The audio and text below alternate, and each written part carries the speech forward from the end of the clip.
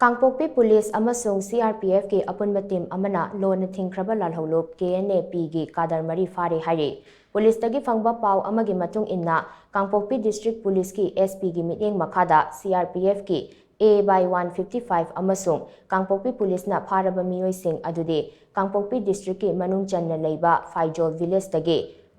Lungau Sem Kipgen Chahi Kunmapan Apokpa Saikho Hau Kipgen Ebenezer Village tagi Letmin Lan Kipgen Chahi Kunmanga Chalbung Village tagi Satmin Lun Tuboy Chahi Kunmari Apokpa Letmang Tuboy Amadi Luwang Sanggol Village tagi Thangau Lun Kilong Chahi Kuntaret Apokpa Sonkhot Hang Kilong Kawi HAIRI Makhoi sing adu